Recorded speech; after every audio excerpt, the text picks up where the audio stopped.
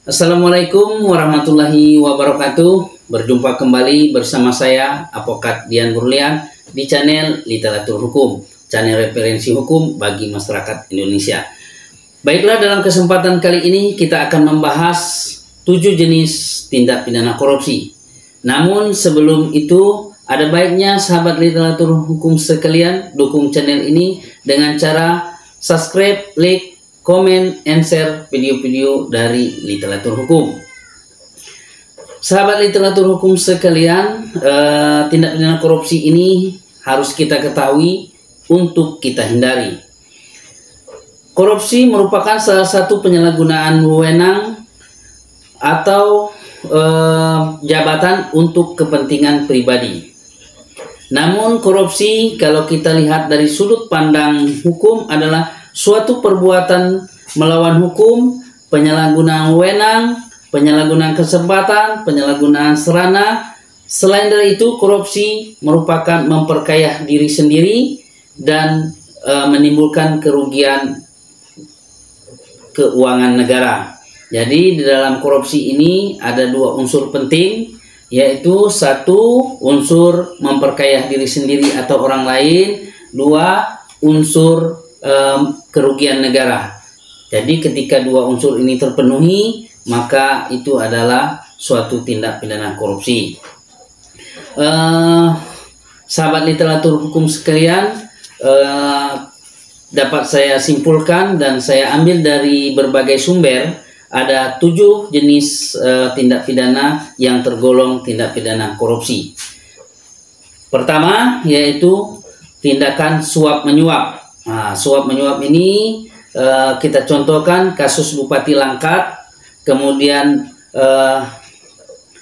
kasus-kasus lain ya maupun masuk dalam kategori suap menyuap. Misalnya kita mau menjadi PNS karena mungkin kita kurang yakin dengan kapasitas kita atau nilai kita, maka kita menyogok untuk mendapatkan 1 porsi tiket menjadi PNS. Yang kedua yaitu adalah penggelapan dalam jabatan. Misalnya seseorang tersebut adalah pegawai negeri sipil atau kepala sekolah, sehingga mungkin dengan dana BOS ya atau dana-dana lain, atau dia melakukan penggelapan karena jabatannya. Nah, itu adalah juga tergolong tindak pidana korupsi. Kemudian yang ketiga ya, tindak pidana korupsi yang ketiga, pemerasan atau pungli juga bisa tergolong dalam tindak pidana korupsi. Misalnya saya anggota kepolisian, kemudian saya mengatakan apabila Anda ingin saya bebaskan, maka Anda harus menyediakan sejumlah uang tertentu. Atau misalnya ada orang mau masuk pegawai negeri, kemudian saya sebagai salah satu panitianya atau saya ingin menjadi anggota TNI, dengan mengatakan apabila Anda ingin lolos harus menyediakan uang sekian, kalau tidak Anda tidak akan lolos. Ini termasuk juga dalam tindak pidana korupsi, pemerasan atau pungli. Kemudian gratifikasi. Nah, gratifikasi ini suatu tindak pidana yang sedikit halus daripada yang lainnya karena dia berbentuk hadiah, misalnya atau berbentuk janji. Pak, ketika saya lolos ujian, saya akan memberikan hadiah untuk Bapak, baik itu berupa uang, berupa barang, berupa jasa, dan lain sebagainya. Kemudian yang kelima, ya tadi yang keempat gratifikasi, kemudian yang kelima yaitu dalam bentuk benturan kepentingan. Nah, benturan kepentingan ini sering sekali terjadi.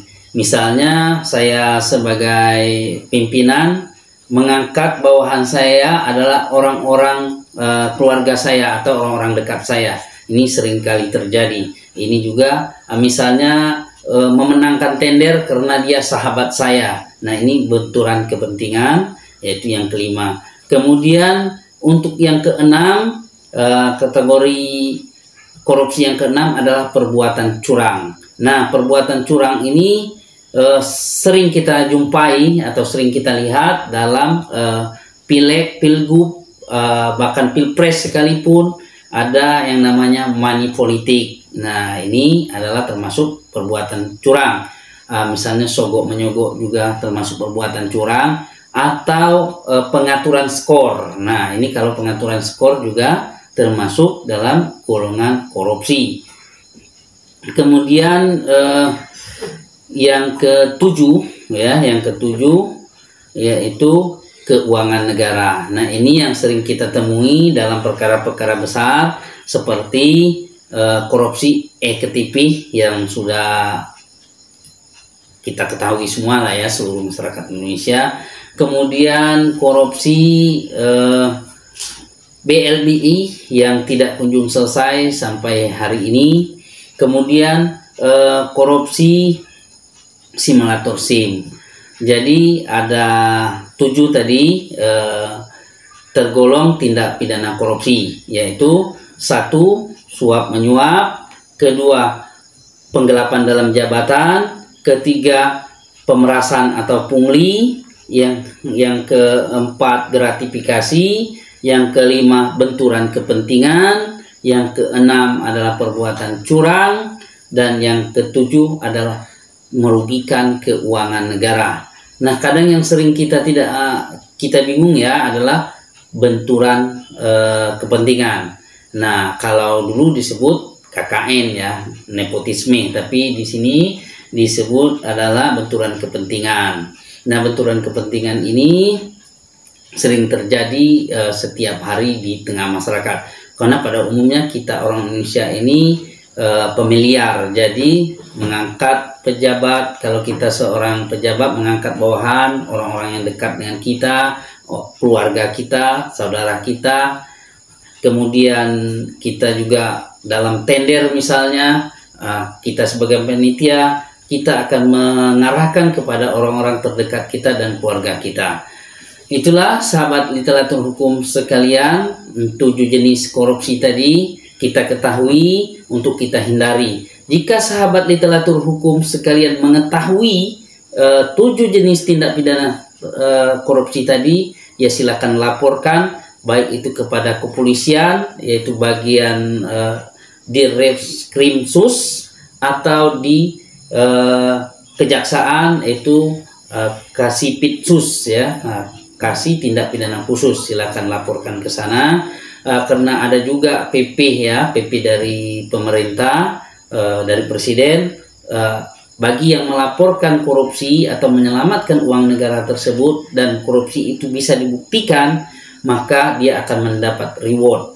Nah, jadi kemudian jangan takut untuk melaporkan, apalagi ada katanya ya yang sekarang terjadi itu melaporkan tindak pidana korupsi kemudian dia tersangka. Itu jangan takut, karena itu akhirnya juga akan mentah juga. Jadi kita harus berani untuk meratas korupsi. Kalau bukan kita, siapa lagi? Jadi kita laporkan, karena kita juga dilindungi oleh Undang-Undang Pasal 41 Undang-Undang Tindak Pidana Korupsi, yaitu menyatakan setiap orang warga negara yang mengetahui terjadinya tindak pidana korupsi itu wajib melapor. Jadi silakan sahabat literatur hukum sekalian, baik LSM, wartawan, dan lain sebagainya, laporkan, jangan takut-takut ketika Anda menemukan 7 macam jenis tindak pidana tersebut.